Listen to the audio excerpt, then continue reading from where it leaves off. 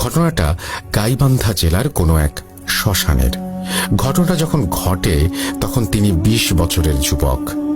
অদম্য উচ্ছ্বাস নিয়ে তিনি সহ আরো ২ বন্ধু পুরো এলাকা চষে বেড়ান। ঘটনা ঘটে এমনই এক জুলাই মাসে। চারিদিকে ফাঁকা ফসলি জমি, ছোট্ট একটা নদী বুক চিরে বয়ে চলেছে। সেই নদীর ছোট একটা নালার পাশেই বিশাল এক বটগাছ, যার নিচে দিনেও অন্ধকারাচ্ছন্ন। নালার ওপরে ছোট একটা ব্রিজ, তার পাশেই সেই বটগাছ, আর গাছের পাশেই শ্মশান। গাছের নিচে হিন্দু ধর্মের কিছু মূর্তি রাখা, সেগুলো বাঁশের বেড়া দেওয়া। তবে কিছু মূর্তি দেখে মনে হয় অনেক বছরের পুরনো এবং কিছু অংশ ভেঙেও গেছে। আর গাছের চারপাশের মাটিতে সিঁদুর ছিটানো। তার ভাষ্যমতে তার জন্মের পর থেকে এই গাছ এমনই দেখে আসছে। গাছের ডাল থেকে শিকড়ের মতো লতা ঝুলে পড়েছে রাস্তায়। নিচ দিয়ে হেঁটে গেলে সেই শিকড় মাথার সাথে লাগে, তারপরেও কেউ তা কাটে না।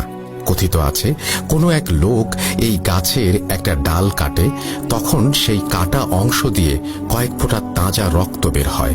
এরপরে সেই লোক নাক মুখ দিয়ে রক্ত বের হয়ে মারা যান। তখন থেকে এই গাছের ডাল ভেঙে পড়ে থাকলেও কেউ নিয়ে যায় না, ওখানেই পচে মাটিতে মিশে যায়। আশেপাশের 1 কিলোমিটারের মাঝে কোনো বাড়ি নেই। সারাদিন বয়ে চলা বাতাসের শব্দ, আর এছাড়া নীরবতা ভাঙার কোনো উপকরণ নেই আশেপাশে।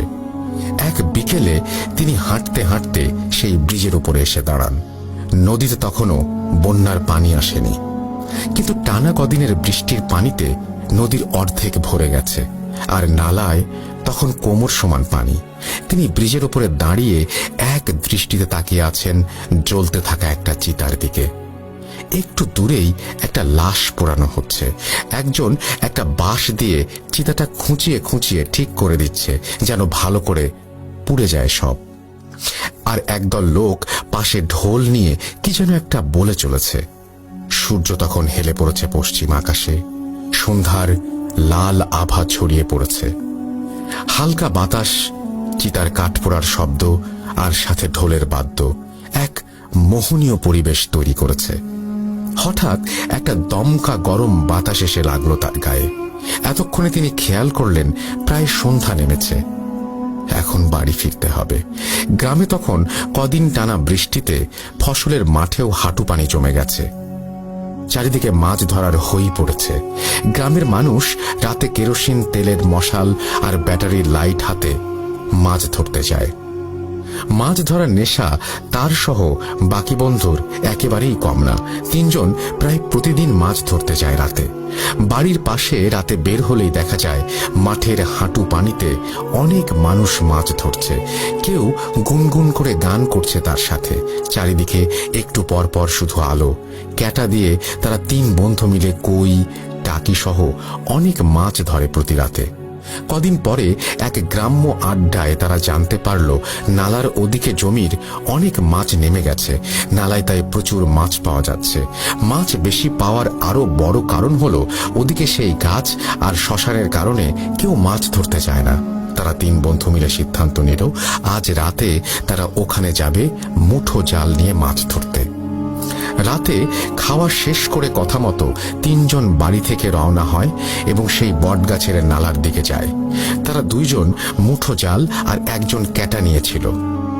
সেখানে যখন তারা পৌঁছায় তখন রাত প্রায় 9টার কাছাকাছি। আশেপাশের জমিতে কোনো লাইট নেই, কোনো কোলাহল নেই, শুধু বাতাসের ঝাপটায় বটগাছের পাতার শব্দ ভেসে আসছে। তারা গাছ থেকে প্রায় 20 হাত দূরে মাছ ধরা শুরু করে।